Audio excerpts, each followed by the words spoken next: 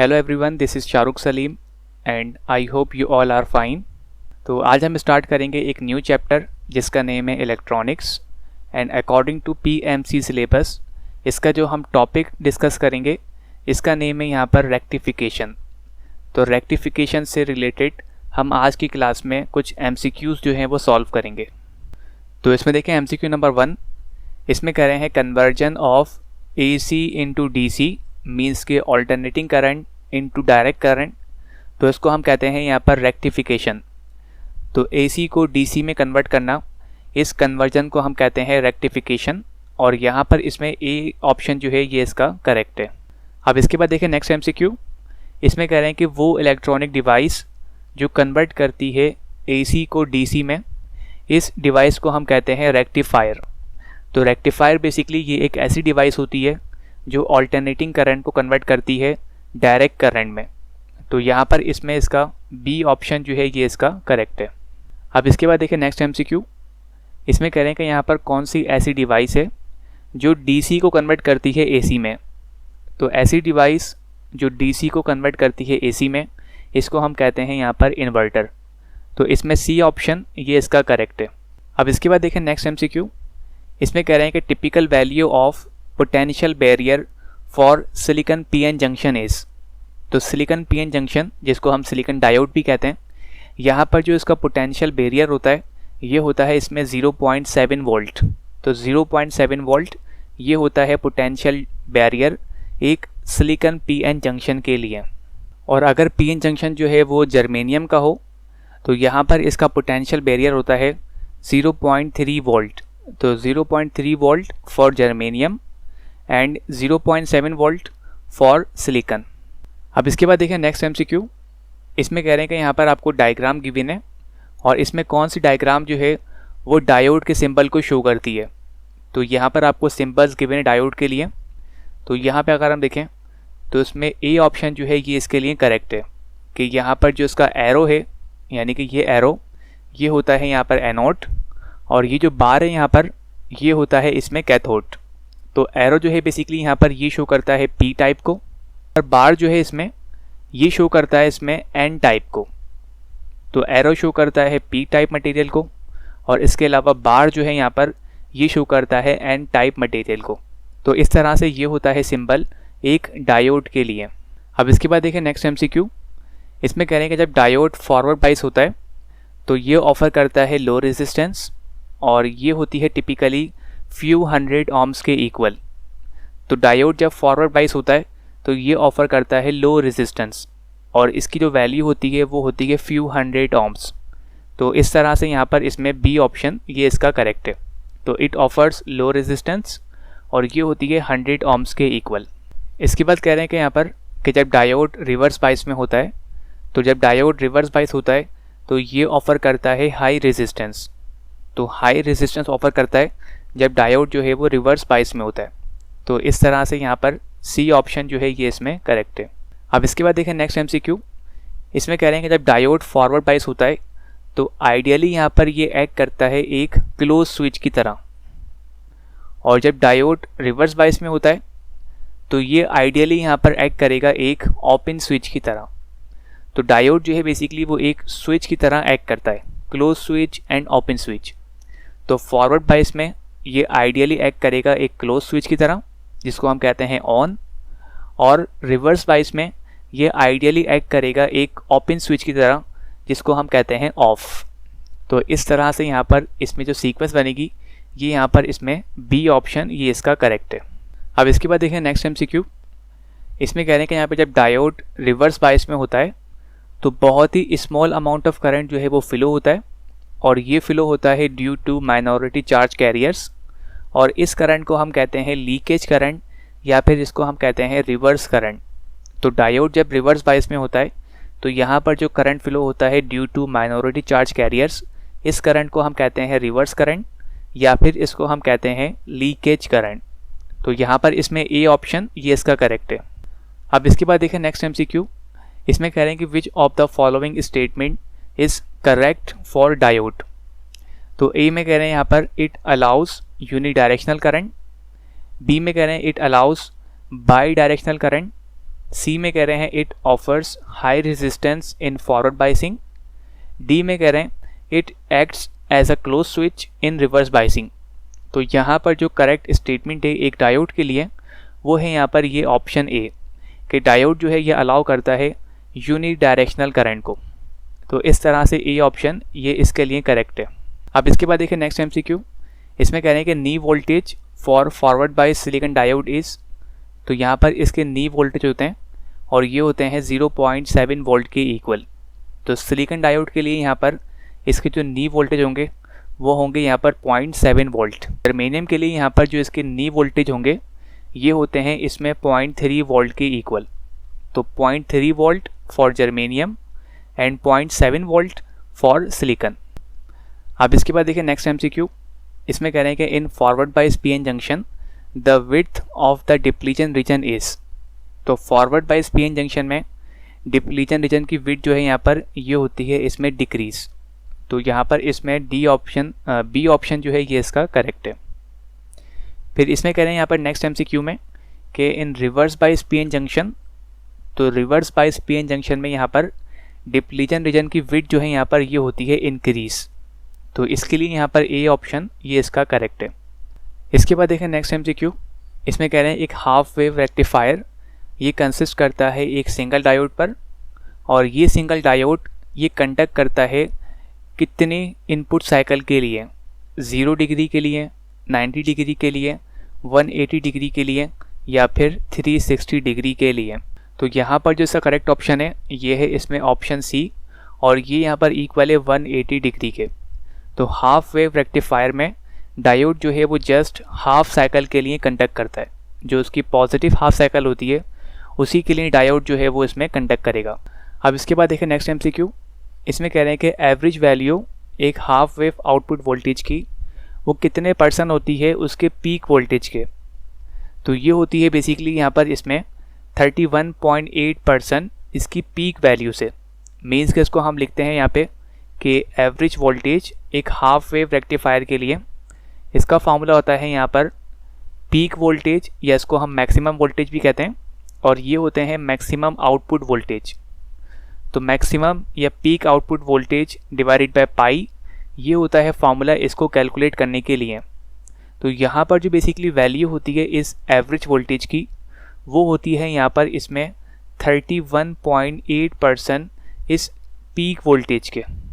तो जो भी यहाँ पर पीक वोल्टेज है जैसे कि VM आउट, तो इसका जो है यहाँ पर ये होगा इसमें 31.8%। तो इस तरह से एवरेज वोल्टेज एक हाफ वेव रेक्टिफायर के लिए ये होते हैं 31.8% इस पीक वोल्टेज के। अब इसके बाद देखें एवरेज वैल्यू एक फुल वेव रेक्टिफायर के लिए। तो यहाँ पर जो एवरेज वैल्यू होती है full wave rectified output voltage के लिए ये होती है यहाँ पर 63.7% के इक्वल। अब ये किस तरह से इक्वल होती है, तो इसका फार्मूला होता है V average is equal to twice, और ये होगा peak output voltage divided by pi. तो इस तरह से हम कैलकुलेट करते हैं एवरेज वोल्टेज एक फुल वेव रेक्टिफायर के लिए, जिसका फार्मूला यहाँ पर ये होता है। तो इसको हम लिख सकते हैं यहाँ पर कि एवरेज वोल्टेज एक फुल वेव रेक्टिफायर के लिए ये होगा यहाँ पर 63.7% इस पीक वोल्टेज के। तो जो भी यहाँ पर इस आउटपुट की पीक वोल्टेज है इसके जो है बेसिकली वो 63.7% ये होती है इसकी एवरेज वैल्यू। तो ये दो फार्मूले हम यूज़ करते हैं हाफ वेव और फुल वेव रेक्टिफायर के लिए। अब इसके बाद देखें नेक्स्ट एमसीक्यू, इसमें कह रहे हैं कि यहाँ पर एवरेज वैल्यू एक full wave rectified output voltage की ये कितने टाइम्स होती है half wave rectified output voltage के। तो ये होती है बेसिकली यहाँ पर डबल या फिर ट्वाइस के इक्वल। तो यहाँ पर इसमें बी ऑप्शन जो है ये इसका करेक्ट है। अब इसके बाद देखें नेक्स्ट एमसीक्यू, इसमें कह रहे हैं calculate the average value of half wave output voltage if its peak voltage is 30 volt. तो कैलकुलेट करना है आपको एवरेज वैल्यू एक हाफ वेव रेक्टिफायर के लिए। तो फार्मूला हम पढ़ चुके हैं, ये होता है V average is equal to peak voltage जो गिवन है आपको यहाँ पर 30 और डिवाइडेड बाय पाई। अब 30 को डिवाइड करते हैं पाई से तो यहाँ पर जो इसकी वैल्यू होगी ये होगी 9.54 वोल्ट के इक्वल। तो इस तरह से ये हमने एवरेज वैल्यू कैलकुलेट की है एक हाफ वेव रेक्टिफायर के लिए। तो फार्मूला होता है पीक वोल्टेज अपॉन पाई इस हाफ वेव रेक्टिफायर के लिए। तो इस तरह से यहाँ पर ए ऑप्शन ये इसमें करेक्ट है। अब इसके बाद देखें नेक्स्ट MCQ। इसमें कह रहे हैं कि what is the value off peak output voltage for a half wave rectifier if the peak value of the input voltage is 7 volt. 7 volt जो है ये है पीक वैल्यू, राइट, एक हाफ वेव रेक्टिफायर के लिए। तो इसके जो आउटपुट वोल्टेज होंगे यहाँ पर वो किसके इक्वल होंगे ये पूछ रहे हैं आपसे। तो फॉर्मूला होता है यहाँ पर पीक आउटपुट वोल्टेज, ये हम बात कर रहे हैं यहाँ पर एक हाफ वेव रेक्टिफायर के लिए, is equal to input voltage जिसको हम कह रहे हैं VP इन, और इसका मतलब होता है peak input voltage minus 0.7 volt. तो 0.7 जो है बेसिकली ये होता है वोल्टेज ड्रॉप डायोड के अक्रॉस। तो VP out is equal to VP in minus का 0.7, ये होता है फॉर्मूला इसके आउटपुट वोल्टेज कैलकुलेट करने के लिए एक हाफ वेव रेक्टिफायर में। अब यहाँ पर पुट कर दें इनकी वैल्यूज़ को। तो VP इन इसको हम कहते हैं पीक इनपुट वोल्टेज, ये गिवन आपको यहाँ पर 7 के माइनस 0.7, दोनों को आपस में सब्ट्रैक्ट कर दें तो इसकी वैल्यू होगी 6.3 वोल्ट के इक्वल। तो 6.3 वोल्ट ये है यहाँ पर इसके पीक आउटपुट वोल्टेज। तो इस तरह से हम कैलकुलेट करते हैं एक हाफ वेव रेक्टिफायर में इसके पीक आउटपुट वोल्टेज। तो इस तरह से ए ऑप्शन ये इसमें करेक्ट है। अब इसके बाद देखिए नेक्स्ट MCQ। इसमें कहने का इन अ हाफ वेव रेक्टिफायर इसकी जो आउटपुट फ्रीक्वेंसी होती है वो कितने टाइम्स होती है इनपुट फ्रीक्वेंसी के। तो हाफ वेव रेक्टिफिकेशन में आउटपुट फ्रीक्वेंसी जो है वो सेम होती है इनपुट फ्रीक्वेंसी के। तो इस तरह से यहाँ पर इसमें ए ऑप्शन ये इसमें करेक्ट है। अब इसके बाद देखें नेक्स्ट MCQ। इसमें कह रहे हैं कि फुल वेव रेक्टिफायर में जो आउटपुट फ्रीक्वेंसी होती है वो कितने टाइम्स होती है इनपुट फ्रीक्वेंसी के। तो फुल वेव रेक्टिफायर में आउटपुट फ्रीक्वेंसी ये होती है ट्वाइस इनपुट फ्रीक्वेंसी के। तो यहाँ पर इसमें बी ऑप्शन ये इसका करेक्ट है। अब इसके बाद देखें नेक्स्ट MCQ। इसमें कह रहे हैं कि पीक इनवर्स वोल्टेज एक हाफ वेव रेक्टिफायर के लिए वो किसके इक्वल होते हैं। तो peak inverse voltage half wave rectifier के लिए ये होता है यहाँ पर peak value of input voltage. तो जो भी आपके इनपुट वोल्टेज होते हैं उसकी जो पीक वैल्यू होती है इसके इक्वल होते हैं पीक इनवर्स वोल्टेज एक हाफ वेव रेक्टिफायर में, जिसको देखें हम इस तरह से लिखते हैं कि PIV जिसका मतलब होता है peak inverse voltage is equal to, और ये होता है VP इन। VP इन का मतलब है यहाँ पर इनपुट के पीक वोल्टेज। तो क्योंकि डायोड जो है वो रिवर्स बायस में होता है तो जो वोल्टेज डायोड के अक्रॉस होते हैं इसको हम कहते हैं पीक इनवर्स वोल्टेज। तो पीक इनवर्स वोल्टेज एक हाफ वेव रेक्टिफायर में ये होते हैं इनपुट वोल्टेज की पीक वैल्यू के इक्वल। तो इस तरह से यहाँ पर ए ऑप्शन ये इसमें करेक्ट है। अब इसी तरह अगर हम बात करें एक ब्रिज रेक्टिफायर के लिए, तो ब्रिज रेक्टिफायर में जो पीक इनवर्स वोल्टेज होते हैं वो होते हैं यहाँ पर पीक आउटपुट वोल्टेज प्लस 0.7 के इक्वल। तो इस तरह से यहाँ पर इसमें ए ऑप्शन जो है ये इसका करेक्ट है। अब इसके बाद देखिए नेक्स्ट MCQ। इसमें कह रहे हैं कि magnitude of ripple factor for a half wave rectifier is. तो एक हाफ वेव रेक्टिफायर के लिए जो इसमें रिपल फैक्टर की वैल्यू होती है वो होती है 1.21 के इक्वल। तो यहाँ पर इसमें ए ऑप्शन ये इसका करेक्ट है। इसी तरह अगर हम बात करें एक फुल वेव रेक्टिफायर में, तो फुल वेव रेक्टिफायर के लिए यहाँ पर जो इसमें रिपल फैक्टर की वैल्यू होती है वो होती है 0.48 के इक्वल। तो 0.48 ये होता है यहाँ पर रिपल फैक्टर इस फुल वेव रेक्टिफायर के लिए। अब इसके बाद देखें यहाँ पर नेक्स्ट MCQ। इसमें कह रहे हैं कि फॉर्म फैक्टर एक हाफ वेव रेक्टिफायर के लिए तो इसकी वैल्यू होती है इसमें 1.57 के इक्वल। तो ये वैल्यू होती है फॉर्म फैक्टर की एक हाफ वेव रेक्टिफायर के लिए। अब इसी तरह अगर हम बात करें फुल वेव रेक्टिफायर की, तो फुल वेव रेक्टिफायर में यहाँ पर जो इसमें फॉर्म फैक्टर की वैल्यू होती है वो होती है 1.11 के इक्वल। तो यहाँ पर इसमें ए ऑप्शन ये इसके लिए करेक्ट है। अब इसके बाद देखें यहाँ पर नेक्स्ट MCQ। इसमें कह रहे हैं यहाँ पर efficiency for a half wave rectifier.